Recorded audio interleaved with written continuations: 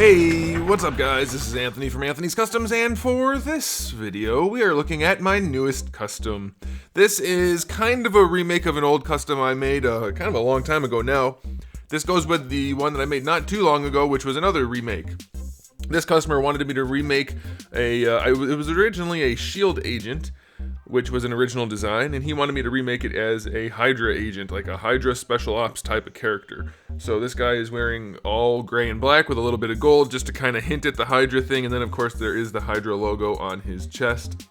And so it's just an original design. It was built on the Steve Rogers body because he really wanted the boots and the hands, and then I had to make the chest harness, and the belt and the shoulder pads are from a Halo figure, and I made a back harness for his weapons.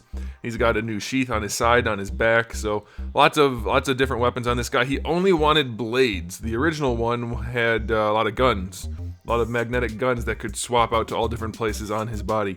Well, with blades, it makes more sense to just have sheaths, so all the different sheaths can house the different weapons.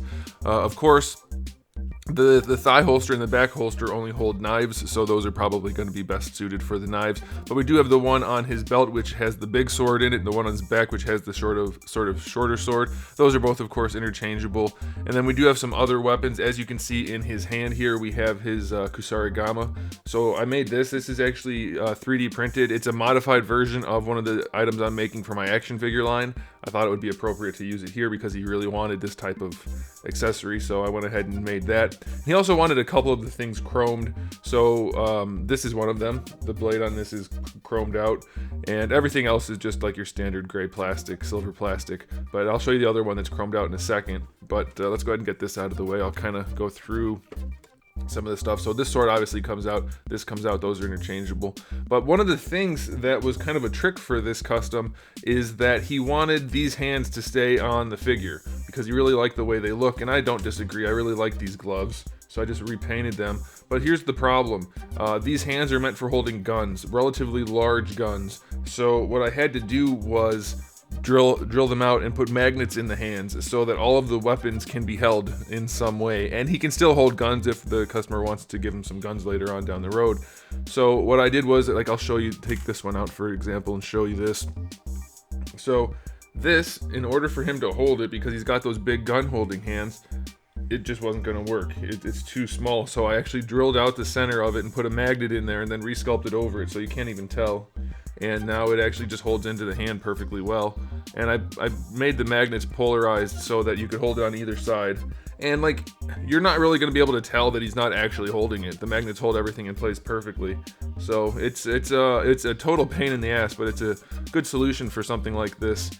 Same thing for like this weapon here. It also doesn't have, he can't hold it properly, but the magnet allows him to hold it exactly the way you would want him to. So every one of his weapons has magnets in it, except for this guy, because it's just a throwing star and you can actually wedge it into his hand, no problem. So that's fine. And then for this, it has the magnets in the bottom handle and the top handle, and then I made the chain, or I used the chain that was plastic so that it wouldn't interact with the magnets. So that was fun. All the little knives have, everything has magnets in it. And then additionally, we have no focus. He wanted like a Predator style blade, but more like this. So he got a big chromed out blade that goes on his arm as well. So I guess that's it. I sculpted all of this stuff, put the logo on there, sculpted the belt, modified the leg and made that fit, put the different head on there, sculpted some Halo shoulder pads, put them on there. And that's a brief rundown of everything. If you want more detailed look at this, you're gonna have to check out my Patreon. That's where I do all of my behind the scenes type work for my custom figures. So that'll do it, and thanks for watching guys. Make sure you subscribe to the channel. In addition to custom figures, I do have thousands and thousands of reviews on my channel for all kinds of different action figures. So if you're looking to spend some money on some collectibles, you might want to check out some of those playlists first. I might be able to help you out and save you some money. So make sure you do all of that fun stuff, and in the meantime, keep collecting.